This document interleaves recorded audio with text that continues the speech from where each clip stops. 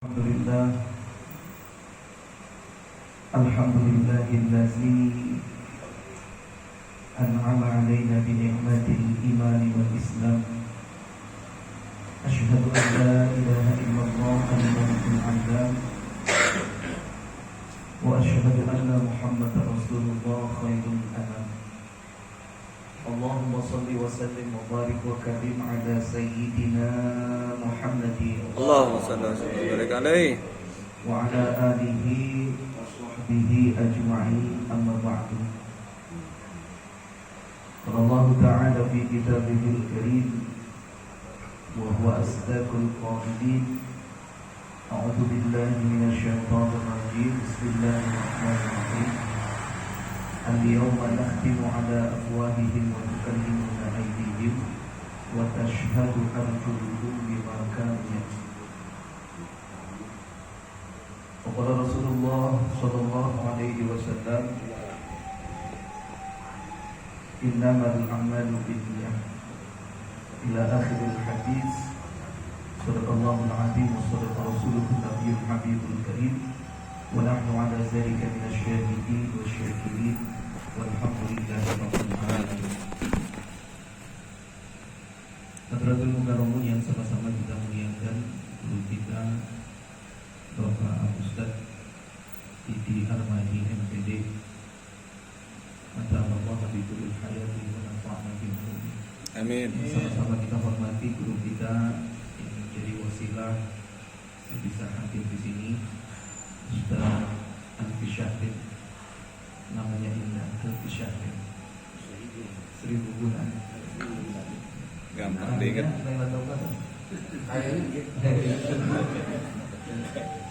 doakan Ustaz Alfi diberikan keberkahan dari Allah SWT. Amin, amin, amin. Kemudian yang sama-sama kita hormati pembawa acara Ustaz Yakin, Allah berkudung hayati menafa'nya di bumi, dan para asatidz yang lainnya. Mohon maaf tidak dapat saya sebutkan oleh satu persatu, namun tidak mengurangi rasa hormat dan takjub saya. Kemudian yang sama-sama kita hormati Bapak RT Iwan, Pak Rifan, dan juga bapak-bapak semua jamaah Mushola Nur Mu'alimin Ya. yang dimuliakan Allah Subhanahu wa taala. Amin. Sekali lagi saya mohon maaf tidak dapat saya sebutkan namanya satu persatu, namun tidak mengurangi rasa hormat dan takjub saya. Pertama tentunya marilah sama-sama kita panjatkan puji syukur kehadirat Allah Subhanahu wa taala, di mana berkat kudrat dan iradatnya, berkat nikmat dan rahmatnya, pada malam ini kita dikumpulkan di rumah Allah melaksanakan ibadah kepada Allah Subhanahu wa taala. Harapan dan doa kita mudah-mudahan apa-apa yang kita baca, apa-apa yang kita laksanakan di mushola tercinta ini senantiasa mendapat limpahan ridho dan berkah dari Allah Subhanahu wa taala. Amin, amin ya rabbal alamin. Salawat dan salam semoga terlimpah curahkan kepada junjungan kita baginda Rasulullah Muhammad sallallahu alaihi wasallam, pada sahabatnya, kerabatnya, besar harapan kita selaku umatnya. Mudah-mudahan kita semua senantiasa mendapatkan syafaatul uzma pada masyarakat kelak. Amin. Amin, amin ya rabbal. Bapak-bapak hadirin yang dimuliakan Allah Subhanahu wa taala, mohon maaf, beribu maaf, kedatangan saya agak telat, jadi saya nggak bisa ikut tawasulan. Kudunya makan datangnya ngikut tawasulan dari awal gitu. Tadi saya mau berangkat, ada orang minta tolong, warga Laperia itu minta tolongnya, ibunya kesurupan katanya. Terus saya kan bingung ya. Kita kagak tolongin kagak enak, kita tolongin kagak bisa apa-apa kita mah. Saya bilang, Pak, saya mah gak bisa apa-apa. Ya udah bukan Ustaz, yang penting datang aja dulu dah. Datang dulu dah. Bacain apa kek gitu. Saya datang selalu, saya hadir, saya baca dah apa yang saya bisa. Sudah agak tenangan dikit, baru saya Alhamdulillah. berangkat kembali. Alhamdulillah. Alhamdulillah. Dan malam ini pun sebetulnya malam kedua saya takziah di rumah Bapak Dendi. Jadi istri beliau, Ibu Yuliana, dipanggil oleh Allah Subhanahu wa taala. Ini malam kedua nih istrinya Pak Dendi. Kebetulan saya kan memang setiap malam Rabu taklim di Mushola An-Nur. Jadi itu memang tanggung jawab saya itu standby di situ gitu. Makanya saya bilang, zikirnya malam ini mundurin dikit gitu, biar saya bisa kemari dulu maksudnya gitu. biar bisa sabar semua. Makanya ya saya mohon maaf mungkin nggak bisa terlalu lama saya di sini ya Pak ya. Iya. Tapi mudah-mudahan ya walaupun saya nggak terlalu lama ngomong, mudah-mudahan bisa membekas lah gitu ya. Amin ya. Amin, amin ya rabbal alamin. Baik Bapak hadirin yang dimuliakan Allah Subhanahu wa taala, malam ini saya ingin mencoba menyampaikan kembali apa yang pernah saya sampaikan dalam khutbah Jumat beberapa waktu yang lalu di Masjid Nurul Falah. Imam Iqbal sholat udah dengar ya. Namun kali ini saya ingin berbicara agak sedikit lebih mendalam dan ada satu yang memang nanti akan saya jadikan titik tekan pembicaraan saya malam ini. Jadi saya ingin bicara tentang makalah Imam Hatim Al-Asham ya. Imam Hatim Al-Asham itu ulama asal Iran. Beliau itu dalam sejarah itu tidak disebutkan lahirnya, tapi disebutkan wafatnya. Wafat beliau itu tahun 237 Hijriah. Jadi kalau udah wafat di tahun-tahun ini berarti bukan sahabat namanya, bisa disebut dengan tabi'in ya. Ulama tabi'in, Imam Hatim Al-Asham. Sebetulnya nama beliau Imam Hatim, namanya Hatim ya, Ibnu Abdurrahman Al-Hatim nama beliau itu, nama lengkapnya. Kenapa ditaruhin Al-Asham di belakang itu? Ini Al-Asham ini kan artinya kalau secara bahasa tuli, yang tuli. Kenapa ditaruhin ulama, nama ulama ditaruhin kata-kata tuli di situ gitu. Jadi tuli ini sebetulnya cuma apa ya? Alias gitu ya. Kan kalau nama-nama orang juga sekarang banyak nama-nama alias gitu. Iya. Iya. Kalau kita ambil pentolan-pentolan kerupuk nih, Tohari jadi Mami gitu. Musa jadi Boyo gitu ya. Nah Imam Hatim ini juga punya alias gitu, punya nama selain nama sebenarnya Al-Asham. Al-Asham. Al-Asham itu artinya tuli. Bukan berarti beliau tuli, bukan. Tapi beliau pernah pura-pura tuli karena menjaga kehormatan perempuan gitu. Jadi pada satu ketika ada seorang perempuan lagi nanya alamat sama beliau. Perempuannya cakep, cantik ya. Cuman lagi nanya alamat, itu perempuan keplodosan, Mbak. Ngerti keplodosan? Iya, kentut ya. Gede kentut ya. Depan Imam Hatim dia kentut. Nah, Imam Hatim kan namanya perempuan biar cakep kayak apa juga kalau prat-prat kita orang laki ilfil ya, Pak. Iya. Nah, Imam Hatim ini pengen jaga perasaan ini perempuan. Akhirnya ketika perempuan itu lagi nanya alamat, dia bilang begini, biar kencengan ngomongnya, biar kencengan, dia ngomong gitu. Nah ini perempuan, dia jadi percaya diri lagi. Oh berarti dia udah gini, tuli, kagak bagus dah. Itu maksudnya itu. Jadi disitulah dinisbatkan nama Al-Asham di belakang namanya Imam Hatim Al-Asham. Nah, Imam Hatim Al-Asham ini dalam makalahnya pernah mengucapkan kata-kata mutiara, kata-kata indah yang sangat menarik buat kita renungkan. Apa makalah beliau? Beliau pernah berkata begini, Pak. Manidda'a arba'atan bila arba'atin fada'wahu kazibatun. Barang siapa yang mengucapkan 4 hal, barang siapa yang mengucapkan 4 perkataan, 4 ucapan, manidda'a arba'atan bila arba'atin, tapi dia tidak melaksanakan yang 4 hal, fada'wahu kazibatun, maka ucapannya itu adalah sebuah kebohongan. Ada 4 yang beliau ucapkan. Yang pertama, kata Imam Hatim, manidda'a hubballah wa lam yantahi an maharimillah fada'wahu kazibun.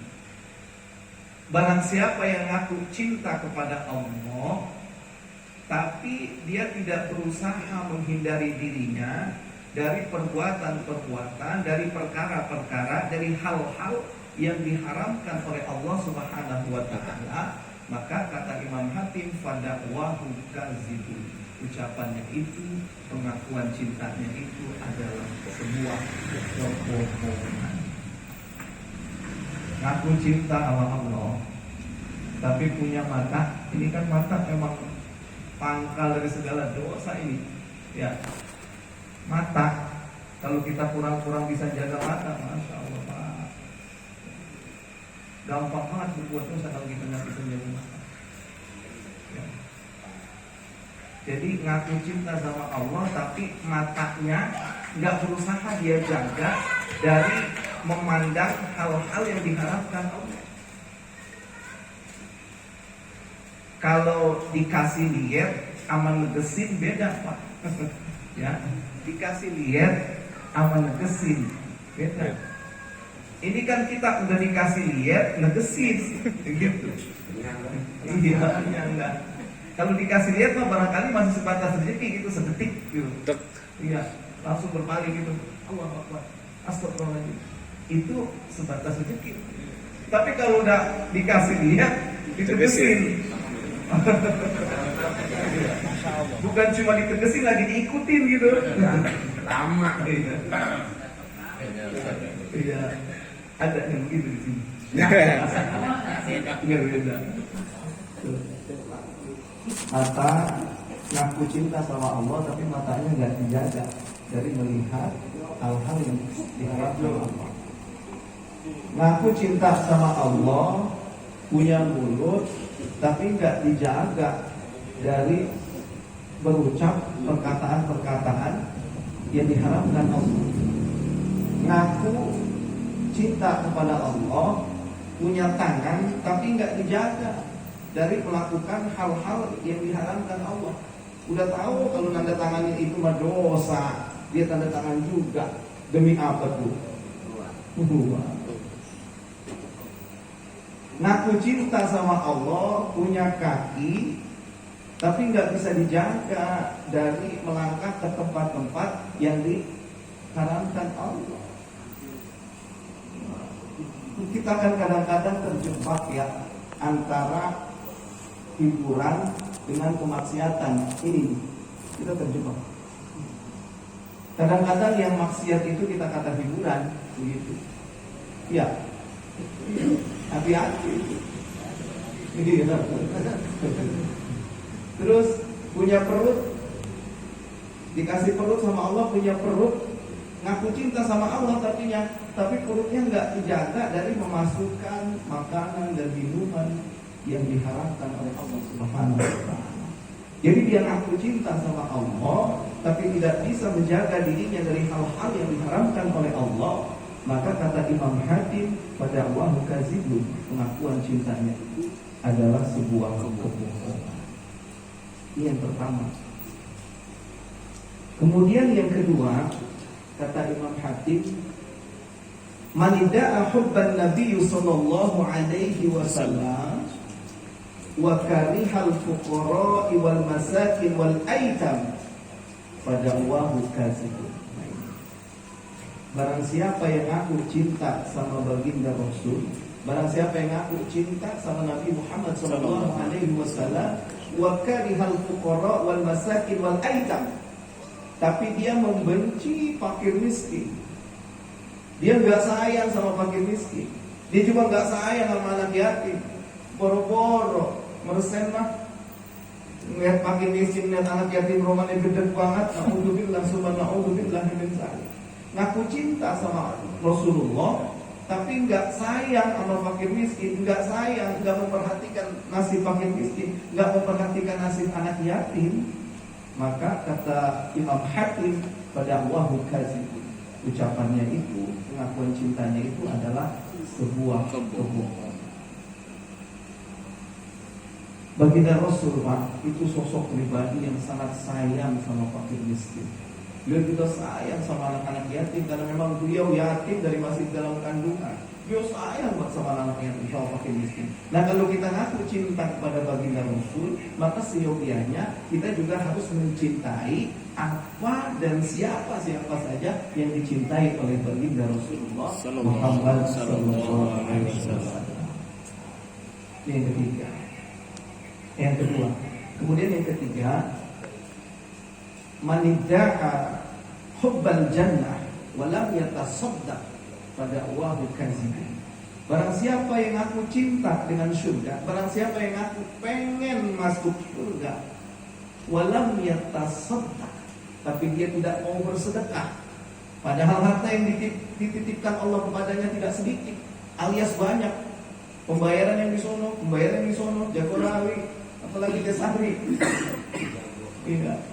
Walam yatasaddaq, dikasih harta banyak, dititipi harta banyak sama Allah. Walam yatasaddaq, tapi dia tidak mau bersedekah. Maka kalau dia ngaku cinta dengan surga, kalau dia ngaku pengen masuk surga, maka pengakuannya itu adalah sebuah na'udzubillah, subhana'udzubillah min dzalik. Nah, ini yang saya pengen saya pengen dalam ini perkataan yang ketiga ini.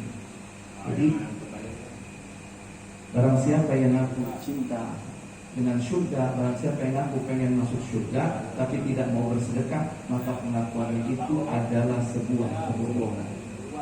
Bapak-bapak hadirin yang dimuliakan Allah Subhanahu wa taala. Surga itu diciptakan oleh Allah Subhanahu wa taala, Tuhan yang Maha Pemurah, Tuhan yang Maha Pengasih, Tuhan yang Maha Dermawan. Dan surga juga diisi oleh para nabi yang dermawan. Surga diisi oleh para rasul yang dermawan. Surga diisi oleh para syuhada yang dermawan. Surga diisi oleh para siddiqin yang dermawan. Surga diisi oleh para sahabat yang dermawan. Surga diisi oleh para tabi'in yang dermawan. Surga diisi oleh para tabi'in yang dermawan. Surga diisi oleh orang-orang yang dermawan. Maka kalau ada orang aku pengen masuk surga, tapi koretnya 17 setan, Alhamdulillah, Subhanallah, pada wahu kazibun, pengakuan pengen masuk surganya itu adalah sebuah kebohongan. Nah ini sedekah. Saya pengen dalami tentang ini, tentang sedekah. Pengennya bener pengen masuk surga itu. Ustaz Muslim asal lupa dari sebut. Maaf Ustaz. Jadi begini Pak, sedekah. Sampai lagi kalau kita punya orang tua udah meninggal, itu jangan pelit-pelit lah kalau mau sedekah. Dan yang kita sedekahkan itu pahalanya harus kita niatkan buat orang tua. Sebab kalau kita sedekah, pahalanya kita niatkan buat diri kita sendiri, buat diri kita doang nih, maka diri kita doang yang dapat pahalanya. Tapi kalau kita sedekah, pahalanya kita niatkan buat orang tua kita yang sudah meninggal, maka orang tua kita yang sudah meninggal dapat pahalanya, kita juga yang sedekah dapat pahala. Tuh. Jadi kalau sedekah, sampai lagi orang tua kita udah meninggal, itu jangan pelit-pelit, biar royalan dah, ya. Sebab ada cerita begini Pak. Ini cerita ada di dalam kitab Al-Futuhat Al-Azimah. Barangkali bapak-bapak sudah mendengar cerita ini dari ustaz-ustaz yang lain. Jadi ada orang kaya banget. Ini saking kayanya, makanya saya dikutuk kaya banget. Kebangetan kaya. Mau bapak jadi orang kaya? Kan kaya. Ada orang kaya rajin ibadah. Ada orang miskin rajin ibadah juga. Mau milih yang mana kira-kira? Ya kaya rajin ibadah. Ada orang kaya kagak getol ibadah. Ada orang miskin rajin ibadah. Milih yang mana Pak?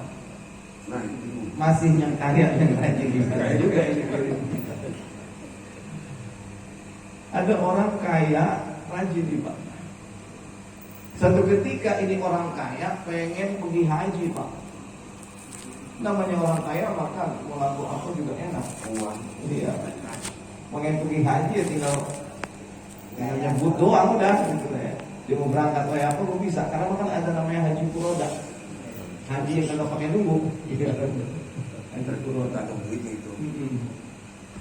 Nah satu ketika dia pengen pergi haji, cuman dia bingung, ini duit buat titipin kemana ya? Nah, Gue titipin sama siapa ini duit gue? Harta yang bergerak ke duit. Lalu rumah, kebun mah, ya kan kagak kemana-mana. Ini duit yang dia lagi bingung, dia mau pergi haji titipin kemana? Gitu. Akhirnya dia mikir lah, iya, gue punya tetangga orang soleh, orang kaya juga, RT lagi. Nah, ya, Dia bisa RT mau tambahan saya. Wah, iya titipin sama dia nih. Waktu itu dia orang kaya, punya duit sekitar 100 dinar. 100 dinar kalau dirupiahkan, diukur rupiah sekarang ini sekitar 1 miliar. Lo orang dulu punya duit 1 miliar, kayaknya kayak apa? susah ngalor. Nah itu dititipin tuh Koin. sama tetangganya yang ahli ibadah, yang soleh, yang orang kaya juga. Dia titipin. Habis dia titipin, dia berangkat ke ibadah haji. Selesai melaksanakan ibadah haji, ini ceritanya orang kayanya orang kaya rajin ibadah juga Pak. Selesai pulang melaksanakan ibadah haji, kan namanya orang kaya Pak. Ya kalau namanya duit biar kata kaya kok ditanyain ya kalau dititip mah. Iya. Takut dipakai. Takut dipakai. Tanyain, dia datang ke tempat tetangganya yang dia titipin duit. Dia mengucap salam, assalamualaikum, kagak terjawab. Dia mengucap salam yang kedua, assalamualaikum, kagak ada jawaban. Dia mengucap salam ketiga, assalamualaikum, kagak ada jawaban juga. Ini dia udah ngomong nih orang kaya, hancur duit gue ini. Nanti hancur. Lewat. Iya, bukan sini mah ikut asli mah nanti hancur. Dia ucap salam keempat, kagak ada jawab. Pas dia 5 kali ucap salam, assalamualaikum, ada jawaban dari dalam. Yang jawab salamnya yang Allah. Pelan banget, lepas banget jawab salamnya. Pas yang keluar, tahu-tahu anak muda, matanya udah pada pemul, habis nangis. Jadi orang kaya rada-rada kaget ya. Yang keluar anak muda ini. Dia nanya sama anak muda, aina ahlul bait haza? Di mana orang yang punya rumah ini? Nah anak muda ini bilang, ana waladul ahlul bait haza. Saya adalah anak laki-lakinya yang punya rumah. Wa walidi mayitun. Bapak saya baru aja meninggal. Nah. Iya. Akhirnya si orang kaya ngomong pakai bahasa kita aja dari ya. Begini dong, Bapak Haji lagi mau berangkat haji kemarin nitip duit sama bapak lu 1 miliar 100 dinar. Lu kira-kira tahu apakah ada duit itu ditaruh di mana? Kata nih bocah, Bapak Haji demi Allah, saya kagak tahu itu duit taruh di mana bapak saya. Kagak tahu pisang saya. Kata Pak Haji, ya tipis deh ya. Akhirnya emang ini orang kaya rajin ibadah ya. Ya udah begini toh. Lu kan mau bocah atau urusan apa-apa. Itu mau urusan bapak aja mau bapak balu. Ya udah kalau lu nggak tahu mau kenapa. Kalau mau rezeki bapak Haji juga nanti ada jalannya buat dapet itu kita. Dan bapak Haji pamit pulang dulu ya, dulu biar tambah biar ikhlas. Ya bapak Haji, assalamualaikum, waalaikumsalam. Pulang dari Pak Haji. Yang rajin ibadah, orang kaya yang rajin ibadah. Pas pulang malamnya ini Pak Haji sholat tahajud, minta petunjuk sama Allah Subhanahu wa taala. Dia doa dalam pasrah, doa dalam tawakal. Ya Allah, jika memang ini rezeki hamba, masih rezeki hamba itu duit yang 100 dinar, tolong berikan jalan untuk mendapatkannya. Tapi kalau memang itu bukan rezeki hamba, hamba ikhlas ya Allah. Nabi sholat tahajud, baring dulu subuh, ini Pak Haji layap. Ya, tidur ayam itu layap. Dalam layapnya dia ngimpi ketemu ulama yang zuhud, yang mukasyafah. Udah zuhud, mukasyafah kan? Mukasyafah nanti lah. Mukasyafah itu bisa melihat alam gaib, bisa tembus gaib, bisa melihat gaib. Mukasyafah. Kalau zuhud dia udah keinginannya buat amal dunia itu udah dikit, ya. Supaya enak, udah akhirat aja. Ibadahnya luar biasa tuh zuhud. Nah akhirnya dalam mimpinya itu dia curhat tuh sama ulama yang zuhud itu. Dia curhat, dia bilang, saya nitipin duit sama Bapak Ono, cuman orangnya meninggal. Wahai Tuan Mursyid, gitu. Saya pengen tahu saya itu ada di mana, kira-kira bagaimana caranya ya, gitu. Nah dikasih unjuk tuh dia dalam mimpinya sama ulama yang mukasyafah itu. Sekarang kau berangkat saja ke sumur Zam-Zam. Jadi kan namanya orang di alam kubur itu ada dua kemungkinan tempatnya. Yang pertama, kubur itu, barzah itu bisa jadi raudhah min riyadil jannah, bisa jadi taman-taman surga. Yang kedua bisa jadi hufrah atau hufarin, bisa jadi lubang-lubang neraka. Kalau Pak Haji pergi ke sumur Jam-Jam, dikata Tuan Mursyid yang mutasafah, udah nyampe di sumur Jam-Jam, Pak Haji groin tuh orang. Kalau memang dia di barzahnya lagi berada di taman surga, dia pasti nyaut. Nah, kalau dia kagak nyaut, Pak Haji pergi ke sumur Makro yang ada di Yaman. Sumur Makro itu orang yang juga sumur neraka, adanya di Yaman. Diameter sumurnya aja 30 meter, diameternya itu bunderannya. Kedalamannya 112 meter.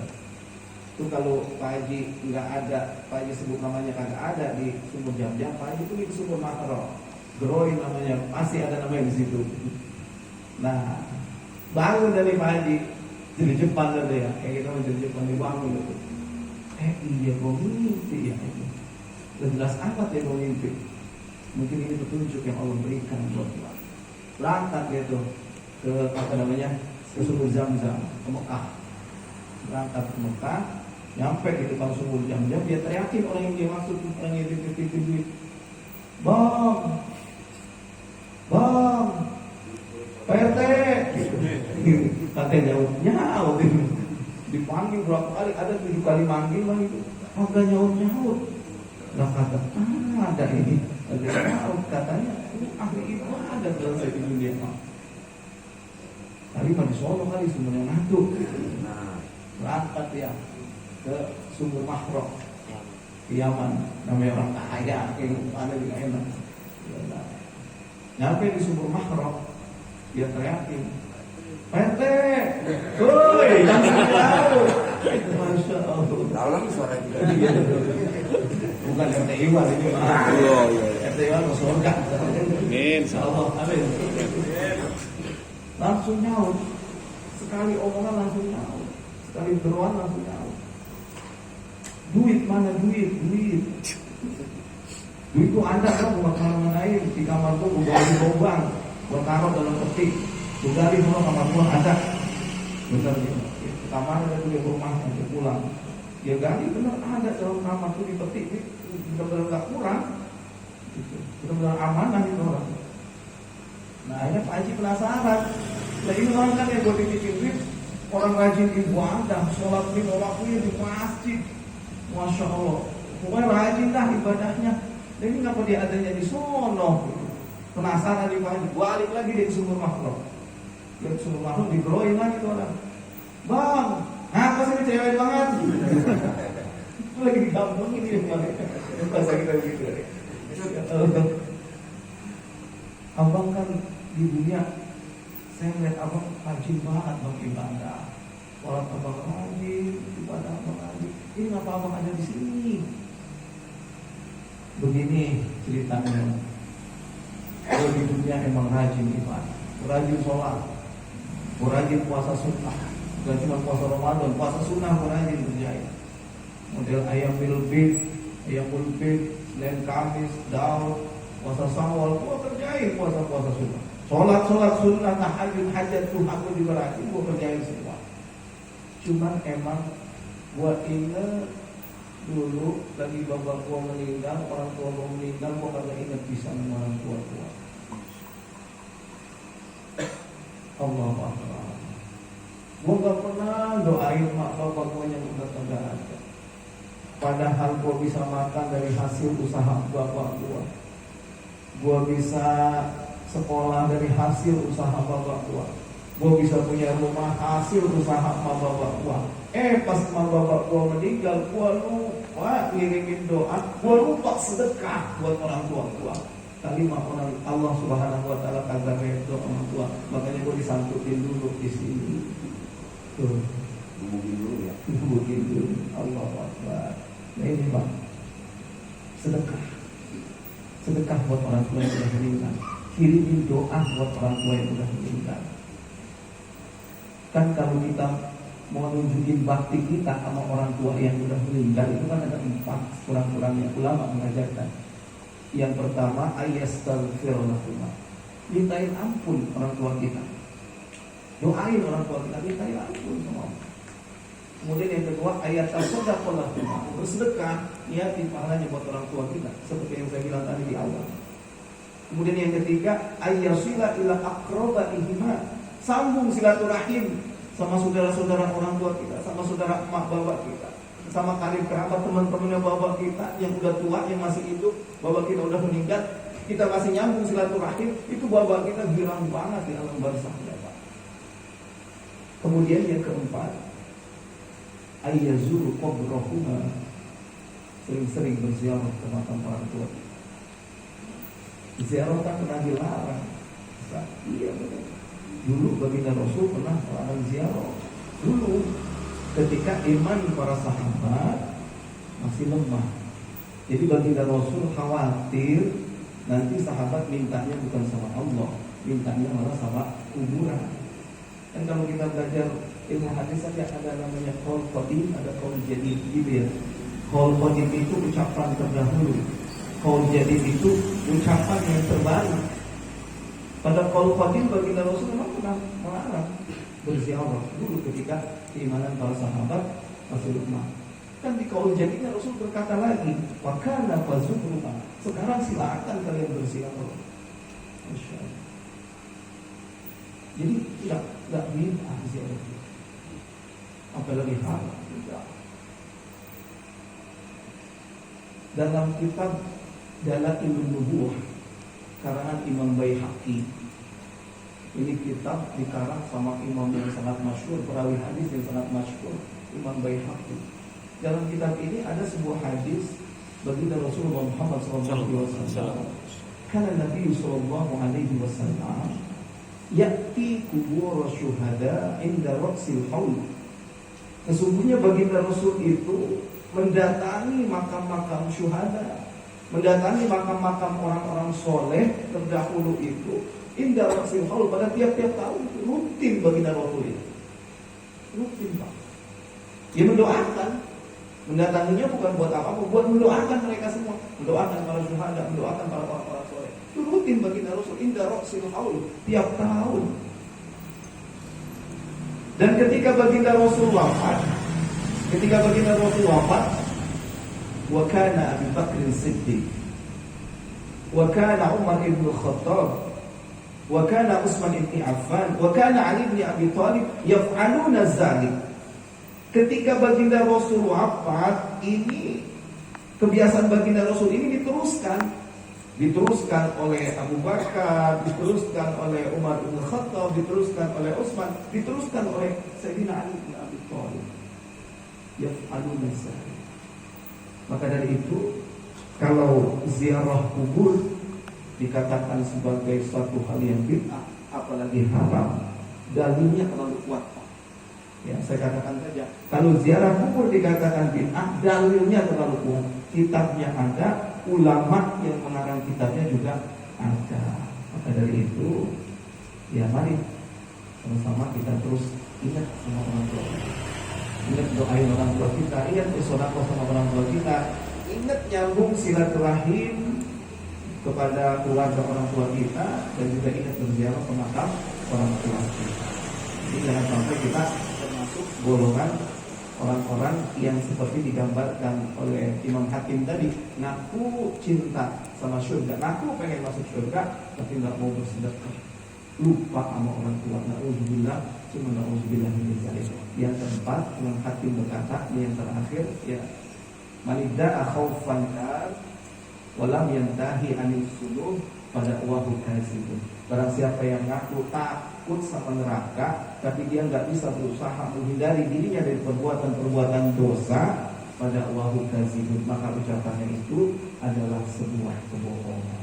Bapak sekalian yang dimuliakan Allah Subhanahu wa taala, inilah makalah-makalah Imam Khatib yang sangat indah buat kita renungkan.